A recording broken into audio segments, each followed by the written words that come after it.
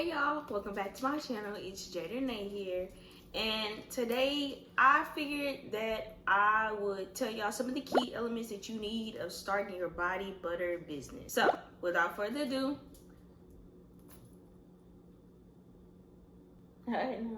we play later.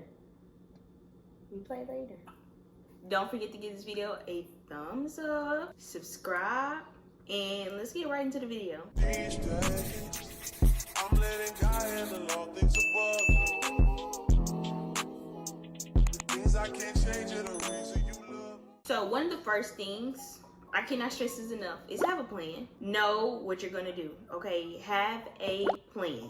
I'll have a template linked down below for y'all to use, and this is going to help you with your business plan when it comes down to figuring out the name, figuring out what you're going to sell, figuring out how you're going to sell it, and all of that. Within your plan, you need to set SMART goals. They need to be specific, measurable, achievable, relevant, and time-bound. You don't want to set goals that can be unrealistic and can lead you to feeling like you have failed running your business just because you haven't hit these specific goals yet. So you want to make sure that you're setting SMART goals. You're setting goals that are specific. You know exactly what this goal means. Measurable.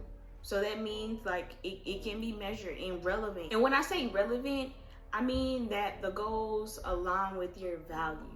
Also, go ahead and do the fun thing. If you haven't already, create a vision board. Create yourself a vision board. Put pictures of other people's businesses on that vision board. Put 100,000 sales. So, you know, just so that way you have it. You can hang it up in your office somewhere. Look at it every day. It just gives you a vision of how far you want to go, of what you want your business to look like. Creating vision boards are so fun as well. And it can give you more of a picture of what you want your business to look like. And then you want to ask yourself, where do you see yourself going with this business? Is it just going to be a hobby, something that you do from time to time? Or is this how you're going to eat every day, pay your bills?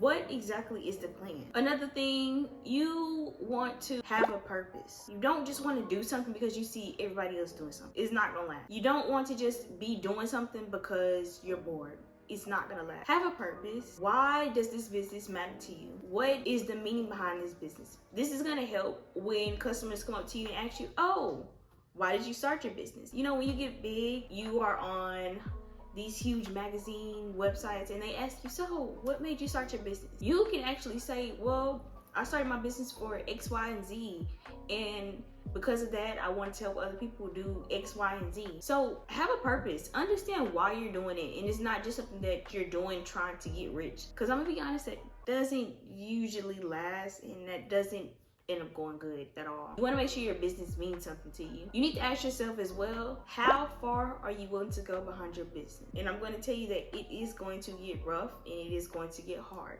So how far are you willing to go? Like Rihanna said, what are you willing to do?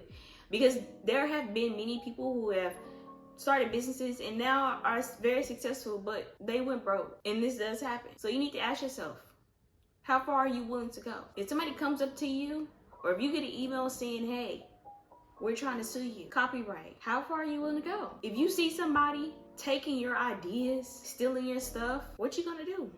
How far are you willing to go behind your business? You just gonna blow it off? You just gonna forget about it when sales don't keep coming in, when things get slow? Because that matters, okay? That matters. What are you willing to do? What are you willing to do? Another one, you need to get organized. If you are not an organized person, you need to get organized today, because organization is going to help. You need to have structure. It can't just be something that you just do this one day and do this. Can't just go about running your business by doing things when certain things pop up in your head. And you want to make sure that you set specific days for doing certain things. So for example, Monday, ship out orders on Monday. Make sure you have all your orders shipped out on Monday. Tuesday, get all of your content done for your Instagram, TikTok, all of that. You want to film as much content as you can on that day, so that way you're not doing it every single day. You have one day that's fully dedicated to creating your content. As well, on that same day is getting your posts ready, scheduling your Instagram posts, scheduling your TikToks. You want to make sure that you have specific days for specific things, because just rumbling and jumbling, is it going to be good, friend? It's not going to be good. With organization, understand what you can do and cannot do. Understanding what you cannot do can help prevent you from setbacks. Trying to do everything and you know it's not coming out great like you wanted to, or it's not doing as good as it needs to because you don't understand the skill, hire someone. Find somebody that you can trust, find somebody that you can afford, and get to work. And then one of the most important things is creating an operating plan. How are you gonna run this thing? What are you gonna do? How are you gonna operate this business? How are you going to run this show? Manufacturing. Where are you gonna get your supplies? Do you know a specific place where you wanna shop for your shea butter, for your jars, for your thank you cards? Gotta make sure that you know where to shop for your stuff, what places you can afford, what's the shipping like? Do they make your labels good enough for you? Are the jars good quality? Is this product good quality? Does this product last long? Does it mold easily?